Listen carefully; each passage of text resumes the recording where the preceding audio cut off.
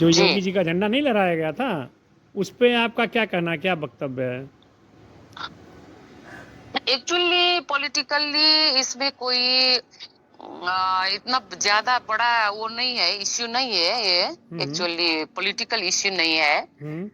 कि योगी जी का जो फोटो यहाँ रखा था वो रैली में, हम्म। इसमें दो बात है। एक ऐसा है कि हम लोग जो नेपाली और जितने भी भारतीय, जितने भी सनातनी लोग हैं, हम्म। तो योगी जी को गुरु गोरखनाथ पीठ के पीठाधीश्वर के रूप में हम सब लोग उनको मानते हैं, हम्म। सम्मान करते हैं। और नेपाल के राष्ट्र संस्था से गुरु गोरखनाथ पीठ का बहुत बड़ा संबंध है। हम्म। ये पहले से ही है, जब नेपाल देश का एकीकरण हुआ। हम्म। नेपाल का किंग जो है अभी ज्ञानेंद्र, उनके दादा से क्या बोलते हैं, ग्रेट, वो बहुत पहले उनका ग्रैंड फादर का भी ग्रैंड फादर हम्म। है ना, हम्म। बड़ा महाराज धीराज पृथ्वीनारायण शाह को हम्म। गुरु गोरखनाथ के प्रेरणा से ही नेपाल देश को एकीकरण करने का सफलता प्राप्त हुआ था। हम्म। तो आज हम लोग दुनिया में अखंड नेपाल राष्ट्र के नेपाली होकर सौभाग्य है हमारा। नहीं, जैसे और नेपाल। ये तस्वीर जो लगे हैं, ये वही मान्यता के कारण से हम्म। उनको एक सम्मान के हिसाब से अभी भारत में जो हिंदू राष्ट्र के हिंदुत्व के लहर चल रहा है, उसको सम्मान करते हुए कि किसी ने रखे हैं। ये कोई प्लानिंग से नहीं हुआ। लेकिन और नेपाल सरकार इसमें का जो कहना है। हमारे विरोधी लोग हैं, जो कम्युनिस्ट लोग हैं, जो अभी सत्तासीन है, वो लोग इनको पॉलिटिकल कलर देना चाहते हैं। हम्म। एक्चुअली ये कलर देने का कोई जरूरत नहीं है, क्योंकि हम लोग इतना मूर्ख नहीं है कि जो दूसरे वो उसको मतलब बाहर के, ये लोग ये कहना चाहते हैं कि भारत के हाथ है इसमें। अगर हाथ है तो भी हम्म। हम लोग ये दिखाना नहीं चाहते हैं। एक्चुअली ना, ये नहीं है, एक्चुअली नेपाली जनता का डिमांड है। हम्म। और योगी जी का नेपाल से बहुत पुराना कनेक्शन है। महाराज जी आते जाते करते थे पहले भी। हम्म। हमारे विश्व हिंदू महासंघ के विराट हिंदू महासम्मेलन में विश्व हिंदू महासंघ ने ही ऑर्गेनाइज किया था। उसमें गुरु गोरखनाथ पीठ की तरफ से योगी जी लोकसभा के सांसद थे, और हमारे किंग ज्ञानेंद्र वो एक ही कार्यक्रम में शामिल थे। तो उस टाइम में भी महाराज जी ने नेपाल को हिंदू राष्ट्र बनाने के लिए आग्रह किया है सभी से।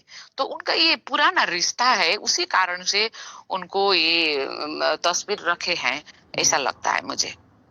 तो अभी जैसे राजतंत्र की मांग जनता कर रही है, तो उस पर आपका क्या कहना है? राष्ट्र, हम लोग राष्ट्र संस्था के बारे में बात करता है ना। राष्ट्र संस्था जो है वो नेपाल की अभिभावकीय संस्था है। इसमें कोई दल, पार्टी, कोई व्यक्ति, कोई अभियान एक का नहीं होता, ये सभी का साझा होता है। और पड़ोसी देश के लिए भी ये एक ऐसा होता है कि तटस्थ होता है। एक पड़ोसी को नजीक और दूसरा पड़ोसी को दूर करने वाला, टाड़ा दूर रखने वाला, ऐसा नहीं होता है ना।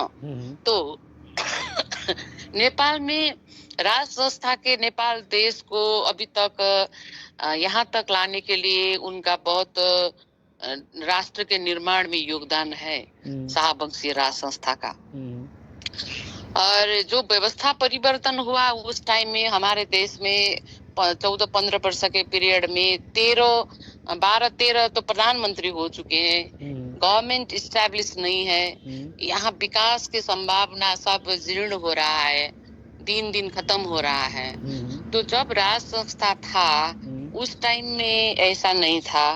तो अभी सारे नेपाली लोग, सारे हमारे जो भी देश को माया करने, प्रेम करने वाले लोग है, वो लोग कहते हैं, चाहते हैं कि नेपाल में फिर भी राष्ट्र संस्था और प्रजातांत्रिक राष्ट्र संस्था, जो डेमोक्रेसी सिर्फ राष्ट्र संस्था में हो सकता है ना। इसी हिसाब से हम लोग चाहते हैं कि पॉलिटिकल पार्टी का भी अस्तित्व हो और राष्ट्र संस्था भी नेपाल में हो। इसका मतलब ये नहीं है कि पहले भी था ना, पहले भी जो कांग्रेस और एमआलए जो थे वो तो राज संस्था मानते थे। जब ये माओवादी आ गया तो माओवादी के कारण से राज संस्था का अंत हुआ था। एक्चुअली ये अंत भी ऐसा हुआ था कि एक समझौता हुआ था। इसमें राज संस्था और पॉलिटिकल पार्टी के बीच में समझौता हुआ था कि नेपाल में राज संस्था हटाने का कोई उस टाइम में एग्रीमेंट नहीं हुआ था। संवैधानिक राज संस्था रखने का सहमति हुआ था, लेकिन वो सहमति एक तरफी राजा ने उनको मान लिया और ये पॉलिटिकल पार्टी ने उसको इग्नोर किया और एक तरफी संविधान बनाया। वो संविधान बनने के टाइम से ही विवाद शुरू हो गया कि आज तक वो विवाद एकदम उसमें क्लाइमेक्स में चल रहा है। तो ये प्रॉब्लम है। इसीलिए हम लोग मानते हैं कि नेपाल के राज संस्था सब नेपाली के अभिभावक की संस्था हो सकता है। तो राष्ट्रपति ये कारण से नहीं हो सकता है कि वो एक पॉलिटिकल पार्टी से आता है और कहीं ना कहीं वो अपने पॉलिटिकल पार्टी के प्रति वफादार रहता है ना, दूसरे के प्रति थोड़ा सा वो संकीर्ण होता है। लेकिन राज संस्था ऐसा होता है, उनका पॉलिटिकल पार्टी भी नहीं होता है, वो पॉलिटिकल पार्टी से ऊपर होता है। तो उनके लिए सारे नेपाली, सारे जनता एक ही जैसा होता है। इसीलिए हम लोग को ये मानना है कि नेपाल में राज संस्था को स्थापना होना और नेपाल को सफलता के साथ आगे बढ़ना, हमारा जो यहाँ पॉलिटिकल अनस्टेबिलिटी है, आर्थिक मंदी है, भ्रष्टाचार है, ये सब निर्मूल करने के लिए पॉलिटिकल पार्टीज, राजा सब मिलकर, नेपाली जनता सब मिलकर आगे बढ़ना पड़ेगा। Thank you ma'am, thank you. Okay, thank you.